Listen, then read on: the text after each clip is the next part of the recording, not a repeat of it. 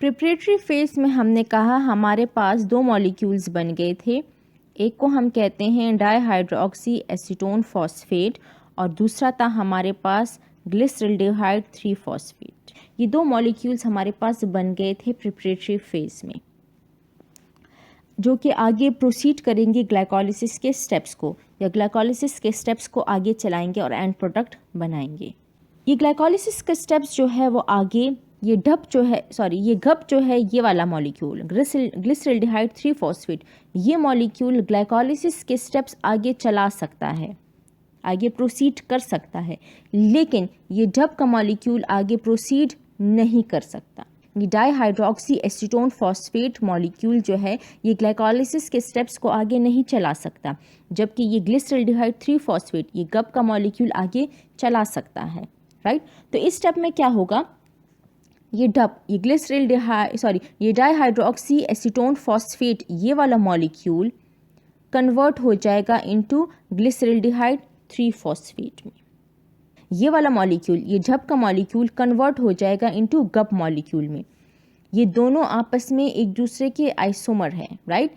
इसका मतलब इनका क्या है, मॉलिक्यूलर फार्मूला सेम है, लेकिन स्ट्रक्चर वाइज ये एक दूसरे से डिफरेंट हैं, एक दूसरे के आइसोमर्स हैं। तो इस स्टेप में क्या होता है कि अगेन आइसोमरेज एंजाइम की मदद से, जिसे हम कहते हैं ट्रायोस फॉस्फेट आइसोमरेज एंजाइम की मदद से ये dihydroxy acetone phosphate molecule convert हो जाता है इनटू अपने आइसोमेरिक फॉर्म में, जिसे हम कहते हैं ग्लिसरल्डिहाइड 3 फॉस्फेट।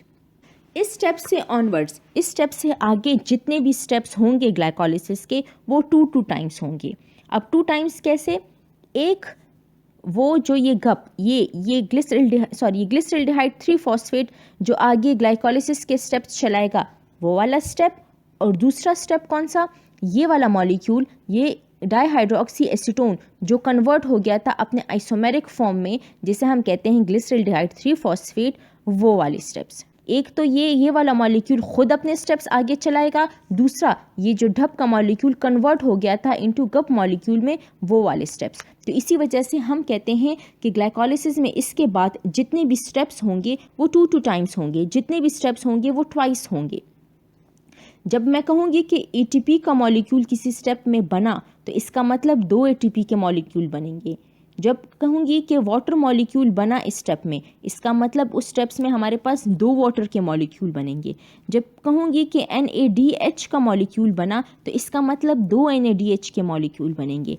एंड प्रोडक्ट जब हम कहेंगे कि हमारे पास पायरुवेट बना तो इसका मतलब 2 पायरुवेट्स बनेंगे, राइट। एक इस वाले मॉलिक्यूल से, दूसरा ये जो इस वाला मॉलिक्यूल ये वाला मॉलिक्यूल कन्वर्ट हो गया था इस मॉलिक्यूल में, वो वाला पायरुवेट। नेक्स्ट स्टेप में क्या होता है कि ये ग्लिसरल्डिहाइड 3 फॉस्फेट का मॉलिक्यूल कन्वर्ट हो जाता है 1,3 बिस फॉस्फो ग्लिसरेट में। ये ग्लिसरल्डिहाइड 3 फॉस्फेट का molecule in the presence of an enzyme जिसे हम कहते हैं डीहाइड्रोजिनेज एंजाइम। डीहाइड्रोजिनेज एंजाइम की मदद से ये ग्लिसरल्डिहाइड 3 फॉस्फेट का मॉलिक्यूल कन्वर्ट हो जाता है इनटू 1,3 बिस फॉस्फोग्लिसरेट में। और इस स्टेप में क्या होता है कि NAD+ का मॉलिक्यूल कन्वर्ट हो जाता है इनटू NADH मॉलिक्यूल में। इस स्टेप में क्या होता है कि एक मॉलिक्यूल NAD+ का मॉलिक्यूल कन्वर्ट हो जाता है इनटू NADH में। स्टेप में क्या होता है कि ग्लिसरल्डिहाइड 3 फॉस्फेट ये घप का मॉलिक्यूल कन्वर्ट हो जाता है in the presence of dehydrogenase enzyme जिसे हम कहते हैं ग्लिसरल्डिहाइड 3 फॉस्फेट डीहाइड्रोजिनेज एंजाइम, या सिंपली हम कहें तो डीहाइड्रोजिनेज एंजाइम की मदद से ये मॉलिक्यूल कन्वर्ट हुआ इनटू 1,3 बिस फॉस्फोग्लिसरेट में। नेक्स्ट स्टेप में क्या होता है कि ये 1,3 बिस फॉस्फोग्लिसरेट का मॉलिक्यूल कन्वर्ट हो जाता है इनटू 3 फॉस्फोग्लिसरेट में इन the presence of an enzyme जिसे हम कहते हैं kinase enzyme. Again kinase enzyme की बात आई तो इसका मतलब फॉस्फेट ग्रुप या रिमूव होगा या ऐड होगा। ठीक, इस स्टेप में क्या होता है कि 1,3-bis phosphoglycerate in the presence of phosphoglycerate kinase enzyme या सिंपली काइनेज एंजाइम की मदद से कन्वर्ट हुआ इनटू 3-फॉस्फोग्लिसरेट। इसका मतलब पोजीशन नंबर 1 पर जो फॉस्फेट ग्रुप था वो रिमूव हो गया, right. Position number carbon number 1 पर जो फॉस्फेट ग्रुप ऐड था वो रिमूव हो गया और वो फॉस्फेट जो यहाँ से रिमूव हुआ था वो ADP ने ले लिया था। ADP के मॉलिक्यूल ने वो फॉस्फेट ग्रुप ले लिया और कन्वर्ट हो गया इनटू ATP में। इसका मतलब इस स्टेप में हमारे पास एनर्जी बन रही है in the presence of kinase enzyme. Molecule कौन सा बना हमारे पास? 3-फॉस्फोग्लिसरेट, जो कि नेक्स्ट स्टेप में कन्वर्ट हो जाता है इनटू 2-फॉस्फोग्लिसरेट में इन the presence of an enzyme जिसे हम कहते हैं म्यूटेज एंजाइम। पूरा नाम अगर हम लें तो फॉस्फोग्लिसरेट म्यूटेज एंजाइम, या सिंपली हम कहें तो म्यूटेज एंजाइम की मदद से 3-फॉस्फोग्लिसरेट कन्वर्ट होता है इनटू 2-फॉस्फोग्लिसरेट में। इस स्टेप में क्या होता है कि सिर्फ और सिर्फ फॉस्फेट ग्रुप जो कार्बन नंबर 3 पर मौजूद था उसकी पोजीशन चेंज हो गई और वो सेकंड कार्बन के साथ अटैच हो जाता है। सिर्फ और सिर्फ फॉस्फेट ग्रुप पोजीशन में या अरेंजमेंट में चेंज आया है। कार्बन नंबर 3 पे जो मौजूद था वो सेकंड कार्बन के साथ अटैच हो गया, तो 3-फॉस्फोग्लिसरेट से 2-फॉस्फोग्लिसरेट बना इन the presence of an enzyme जिसे हम कहते हैं म्यूटेज एंजाइम। नेक्स्ट स्टेप में क्या होता है, यही 2-फॉस्फोग्लिसरेट एंजाइम हमारे पास एक मॉलिक्यूल में कन्वर्ट हो जाता है जिसे हम कहते हैं PEP, फॉस्फोइनोल पायरुवेट में कन्वर्ट हो जाता है in the presence of an enzyme जिसे हम कहते हैं इनुलेज एंजाइम। इस स्टेप में 2-फॉस्फोग्लिसरेट मॉलिक्यूल कन्वर्ट हो जाता है इनटू फॉस्फोइनोल पायरुवेट मॉलिक्यूल में कन्वर्ट हो जाता है in the presence of enolase enzyme.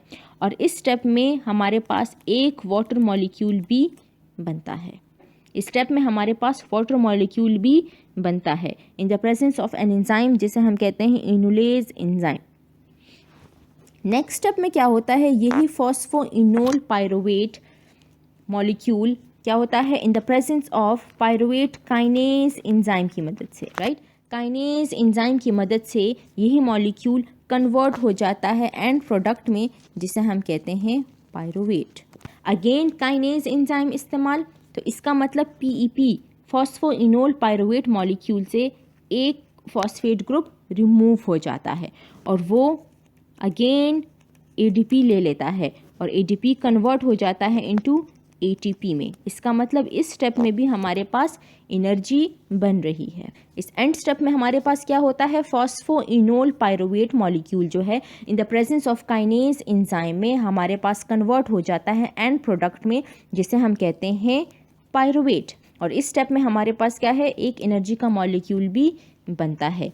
और ये वाले ग्लाइकोलिसिस के जितने भी स्टेप्स अभी हमने पढ़े, इसका मतलब ये हमारे पास कौन से हैं, पे ऑफ फेज या पे ऑफ स्टेप। इसका मतलब इन स्टेप्स में बॉडी के लिए एनर्जी बनती है। प्रिपरेटरी स्टेप में हमारे पास या प्रिपरेटरी फेज में हमारे पास एनर्जी यूटिलाइज हो रही थी, जबकि पे ऑफ फेज में हमारे पास एनर्जी बन रही है। यहाँ तक था हमारे पास ग्लाइकोलिसिस का स्टेप बाय स्टेप, जिसमें ग्लूकोज ब्रेक डाउन होता है स्टेप बाय स्टेप और बॉडी को एनर्जी देता है और एंड प्रोडक्ट में कन्वर्ट हो जाता है।